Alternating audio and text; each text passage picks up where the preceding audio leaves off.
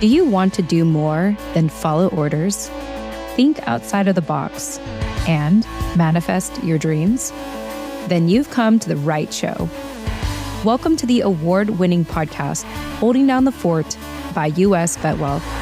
I'm your host, Jen Amos, a Gold Star daughter, veteran spouse, and entrepreneur. For Season 8, we continue our wonderful partnership with the Rosie Network to highlight motivational stories of personal growth, financial awareness, and autonomy in our military community. We're also excited to showcase our partnership with Blue Water Advisors. Well, we have a lot in store for you this season, so let's get started.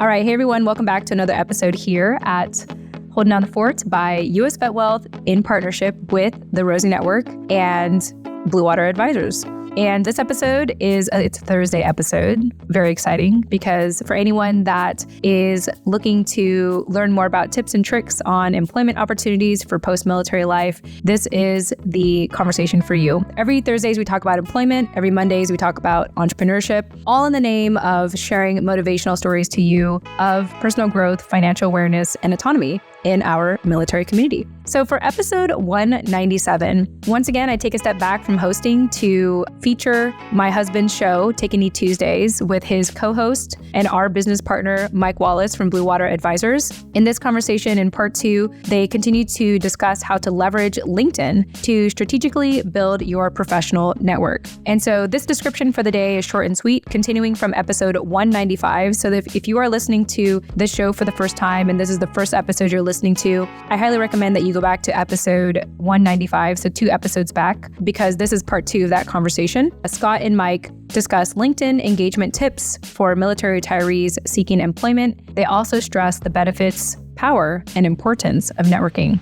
So if you are actively trying to find a job, these are the conversations to listen to, every Thursdays with Scott and Mike. And I'm just going to keep it short and sweet. I will come back in the post commentary. Enjoy this conversation, whether you're listening to it via podcast or on YouTube, because we're available on YouTube, and you can find that by checking out the show notes of this episode. All right, enjoy. So 2 things I want to back up and just, as we're talking about networking. People come up and they often go, Mike, in fact, I just got an email today, if you can believe this. At the end of our cohorts, we send out a networking connection document. So everybody in your cohort, everybody at the lunch roundtable, all of our corporate partners, all of our senior leaderships, we give a great breakout on everybody's LinkedIn profile, their email address. This is your cat shot into the Blue Water Network.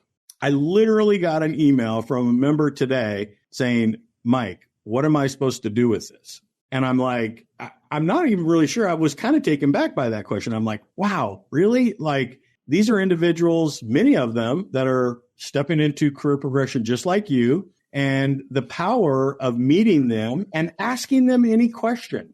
Hey, have you had any luck getting a hold of a company or an individual at, you fill in the blank, company X, Y, or Z, right? That's getting over your paranoia. Networking is a contact sport. You have to get out there and engage people. And so they sometimes don't even know where to start when they're pursuing a company. And this is what I'll tell people. I go, especially for senior military, I encourage you to go back and look at your network, because you may actually be connected to somebody who is now with the company that you're pursuing. That happens frequently, Scott. We lose track. We know, track of our network. We know a lot of people, but I didn't keep up with it for 25 years. And now all of a sudden I realized the guy I went to college with, I go, holy cow, I didn't realize you were, an executive director at company X, Y, or Z. And I had no idea because I didn't check. Well, step 1 is, if you're pursuing a company, I want you to go back in your network and refresh your own networking connections. Find out, are you actually connected with somebody at the company or not, right? That's step 1. Because if you are, that is a great first step to refresh that connection, right? So step number 1. Step number 2, if you've exhausted your own network and you don't know, right, anybody there, I want you to look for those points of contact that you want to get, in touch with and find the go-between, right? Hey, I want to talk to Steve Weeman, but I don't know Steve Weeman, but I know Scott Tucker. Scott Tucker knows Steve Weeman. So I'm going to go to you, Scott, and I'm going to say, Scott, could you introduce me to Steve? And oh, by the way, it's more than this. Hey, here's a little bit about me, and here's why I'm interested in meeting Steve. And if you would tee that up in a connection, I'd really appreciate it. And of course you will. So do I know the person directly? Refresh it. If I don't, find a go-between and never pass up an opportunity to get introduced to somebody, right? That's very important. And then the last is the cold call. And I think our members in networking just really discount this far, far too much. We have seen over the last 3 years, our membership have great success with a structured approach to cold calling individuals as they're in pursuit of their next success. But I emphasize structured approach, right? And we have our video tutorial on how to do this, right, on our website. And I would absolutely encourage for our members to log back on and check our content periodically, because we do update that, but review that in this case, because it absolutely walks you through that structure on how to best engage individuals in the landscape that you don't know, that nobody in your network is able to introduce you to. And this is how you can best your chances to engage these individuals, right? So really, it's kind of a 3-step approach, but Scott, it's so important. You have to network. And the last thing I'm going to say, kind of a pet peeve of mine, I have individuals come back to me frequently and they said, Mike, I was interested in pursuing Ernst & Young, or I was interested in pursuing consulting job at KPMG or some company. And I go, okay, well, Blue Water, we connected you with a couple of individuals. Did you have those conversations? Well, yeah. And I go, well, how did it go? He goes, well, I talked to him and then it was over and that was it. Like, you're completely missing the point. And I go all the way back to what you started with.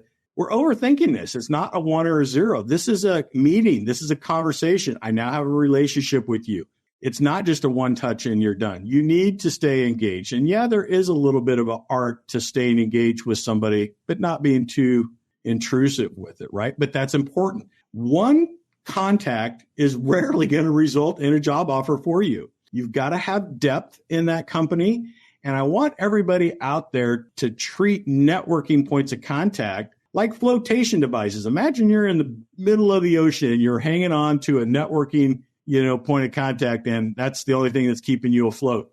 I don't want you to let go of that until you're hanging on to another one. And the point I would make is, as you're having these networking conversations, as we wind down our time, Scott, I would just say, hey, Scott, I really enjoyed the conversation. I really learned a lot about the culture and environment. Appreciate you shedding some light on, fit opportunities and, next steps. Thank you very much. Who else, Scott, would you be recommending that I talk to in the company that could shed some more light on this? Don't leave that conversation until you get another flotation device, right? So you're working for that next handoff, right? And if you treat each networking connection the same, now you're 1, now you're 2, now you're 4, now you're 8, right? You with me? I mean, you are network deep into a company. That's what you need to be striving for. My strategy in talking with someone in this kind of corporate environment, it's like I would require myself to come out of that conversation with a personal connection, like with something that I've found in there that I can relate to them.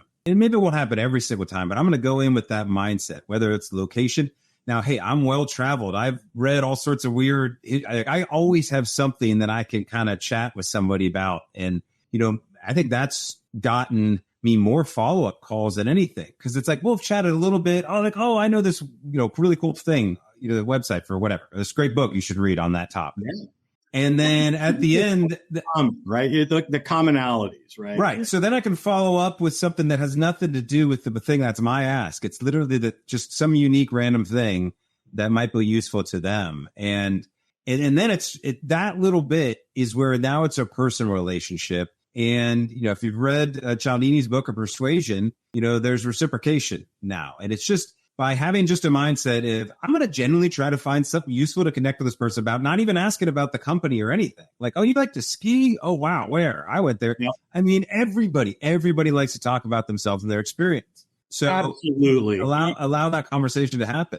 Let them talk. You bet, right? Get them to talk about themselves, right? And for those that have watched our video tutorial, and Scott, you and I have stepped into this and looked at this a lot, LinkedIn is a powerful tool when you kind of use it in this fashion, right? You want to, I think the example that we've talked about in the past, you want to look at a company like Microsoft or Shell Oil, and it's got millions of people in it. And you're like, okay, Mike, that's not very helpful.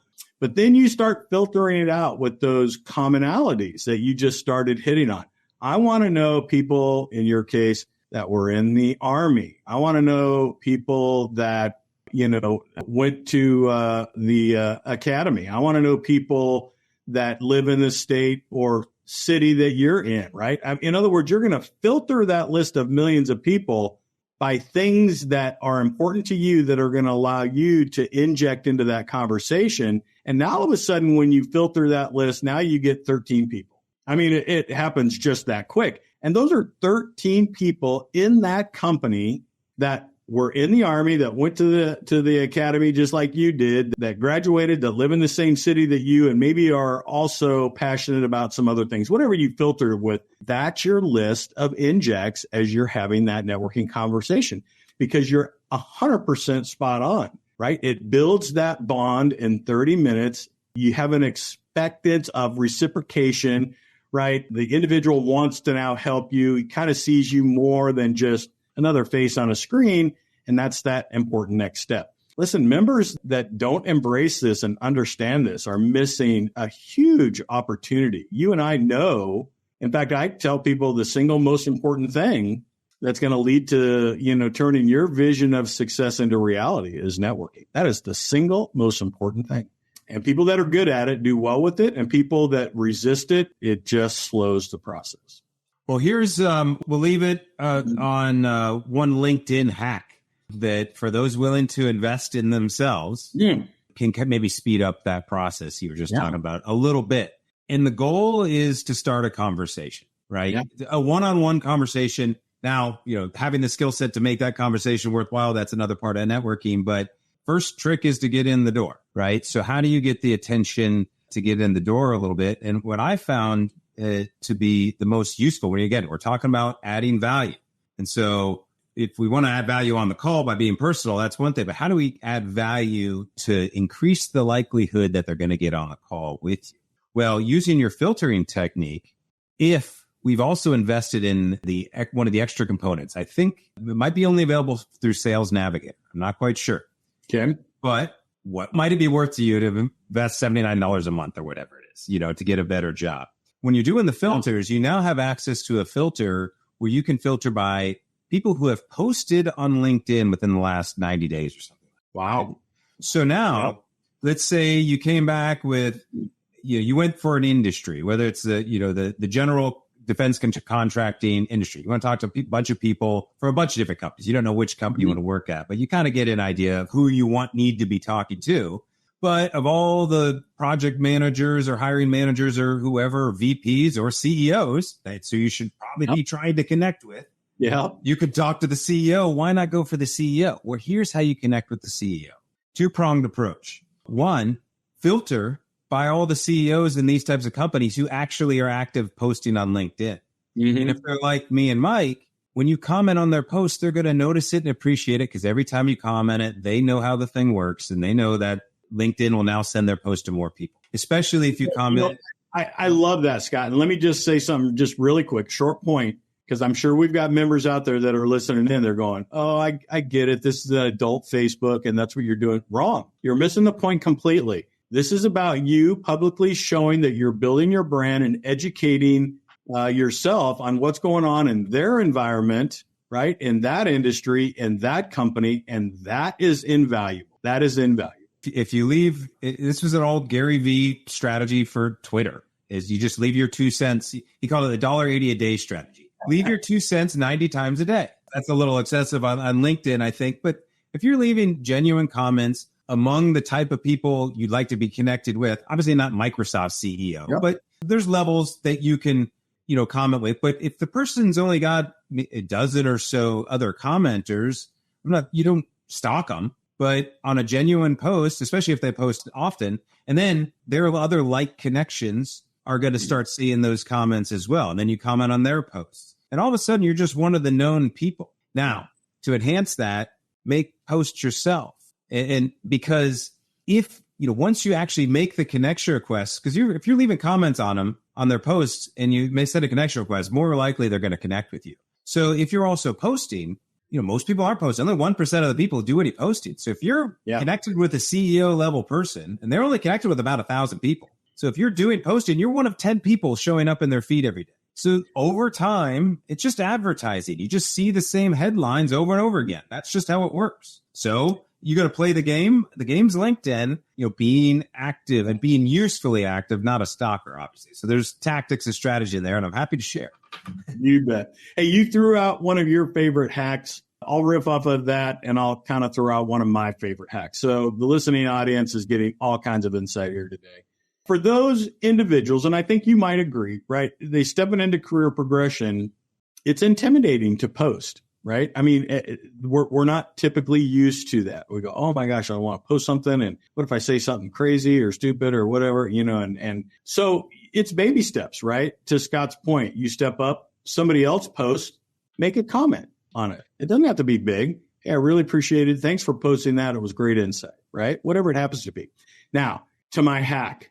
Let's say you're engaging the CEO like that. And this is a company filled full of people that you think, wow, I would really like to aspire to kind of, be in that environment. I would like to work with these people. Let's say maybe now down the chain, right? You've got a senior director or a program manager and somebody that you've been engaged in. You've had a couple of conversations, but people come to me often, they go, yeah, Mike, I don't want to keep requesting a 30-minute, discussion with this person just to keep my networking active. How about this? CEO, to your point, posts something about their company, culture, industry, whatever it happens to be. You comment on it, but then when you comment on it, you tag, right? You with me? You tag that other director that you had a conversation with 2 weeks prior and just say, hey, Scott, I thought you might find this very interesting. Posted by CEO Steve Weeman. I thought it was a great article, great read. It resonated with kind of what we talked about a little bit in our conversation, right? Something just very subtle, right? And you push it out there. Think about that. That lets senior leadership know you're plugged in. You're now taking the message that they pushed out, right? And you're pushing it back and you're staying current. I love that hack. And more often than not, I'll get responses from people that I had informational or networking conversations with in the prior, right? It works masterfully well. No, I love it. Yeah. I mean, tagging, you don't want to abuse tagging people in posts, but in comments, when it's like generally like, oh, this person could actually add a useful comment, like everybody wins because the other viewers are going to now hear a more insightful comment. So the fact that you didn't just say, nice post, and you said, actually, and honestly, don't fight with the people.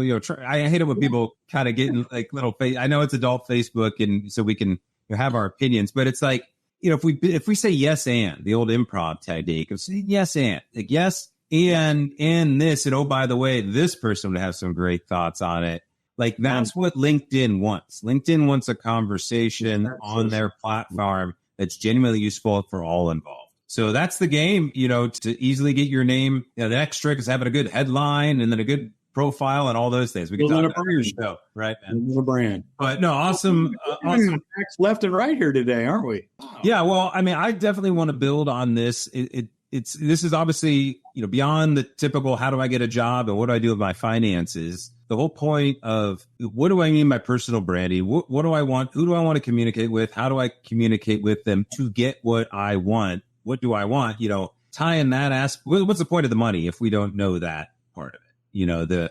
And so what I'd like to do is put together kind of a mastermind or a little master class where, I don't know, give me 5 or 6 people here initially to kind of beta test some ideas. So people be interested in that, because I think you said your challenge is having, networking is a whole nother course, how to do this. So I think we could potentially teach a couple different approaches. I'm brainstorming as we speak, but and I would argue we don't do it well initially. If we live through some awkward. So that's what we want to get over. We're not going to teach you how to do networking 101. And no, what are the quick wins? that we could do just to have you reframe the whole networking conversation and just not have it be awkward or uncomfortable or feeling needy or feeling like you're bothering somebody. Like, what are some of the easy hacks to get around those doors, whether it's, hey, just going through the Blue Water networker who was already there, or some of those examples we just talked about, just to show up easier and allow things to come to you more. I'd love to share those ideas in a small group environment. Yeah. We could turn on it again next week and kind of, if we want to do a small group kind of a master class or whatever, because I really, in my heart of hearts, after 3 years watching this and execution, it's intuitively obvious to me that many of our members are resistant to networking or don't fully understand the benefit of networking or don't realize the power in networking, right? Or what it's going to do for you or how it racks and stacks as far as level of importance, right? That's what I want to do. I'm going to put together a survey and I'll get your feedback on a couple questions. Maybe try to keep it less than 10 questions, maybe only 5. Yeah. But to try to glean, we'll have some open-end questions, but also kind of glean, hey, what are the priorities when it comes to networking? What are the main challenges? And again, not that you and I have all the answers, but we might be a step ahead on where to find some of the answers or how to rethink about it or, just connect some things there. So, anyways, this is a kind of a good, I know we're just kind of wrapping up on an idea, but hey, that's the idea of the show. All right. Well, tell me, wrap me up just real quick. Any highlights going on in your neck of the woods? Yes, we've got Jen's podcast will be coming out soon, Holding Down the Fort. So check that out. We got a bunch of episodes out. We interviewed Tom Welsh at Tori about the Tiki Boat.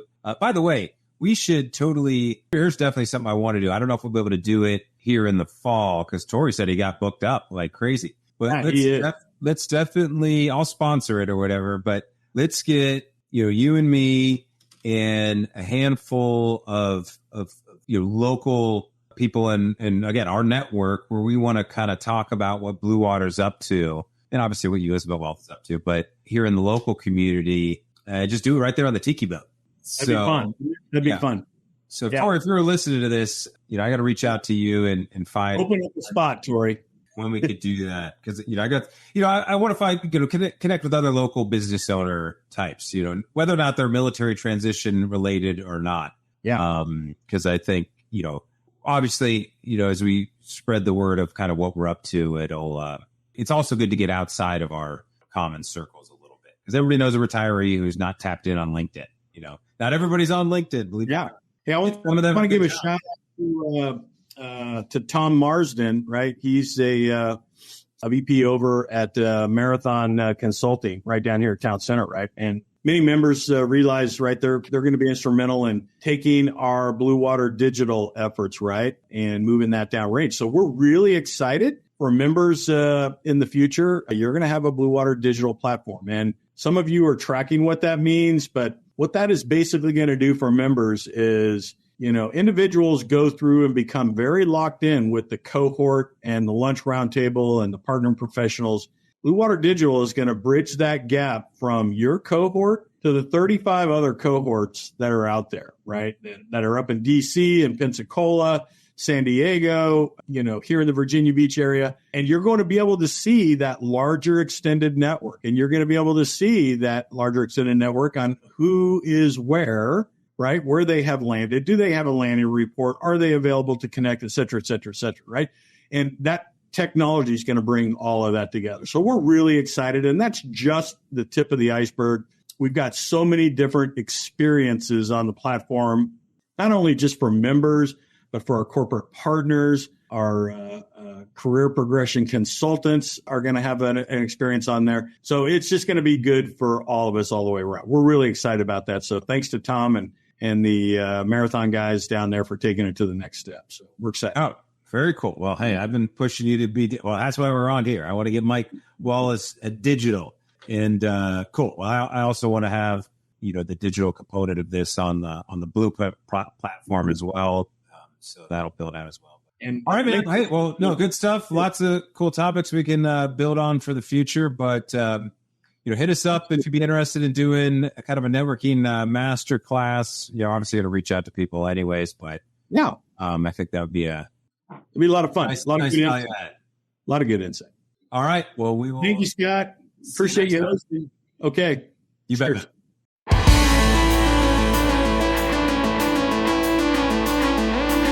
Hey, this is your host, Jen Amos. Thanks again for listening to today's episode of Holding Down the Fort by US VetWealth.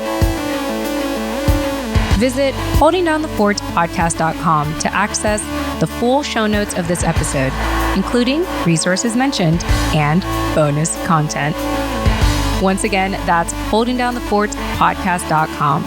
Lastly, stay after this outro music for something a little extra. Thanks again and chat soon. Bye for now.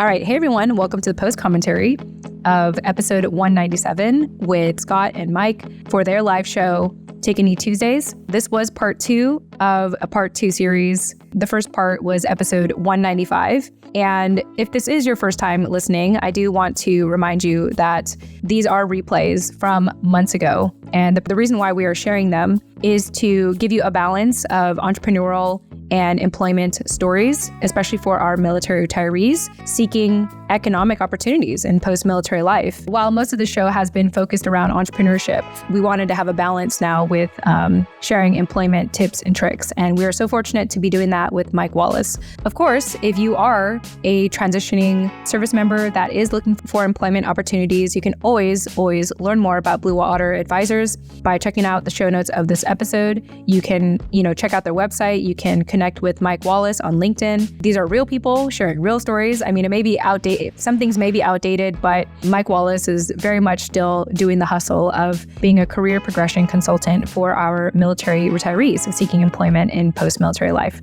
Also, I like sharing these because I want to show you that it takes a village to be in business, and you get to peek in and see what my husband does, his style of working, his style of interviewing and having conversations and live streaming, and see the ever-evolving process of our entrepreneurial journey. So I hope that you enjoy it. I hope you've enjoyed it so far, especially if you've been watching this in chronological order or listening, of course.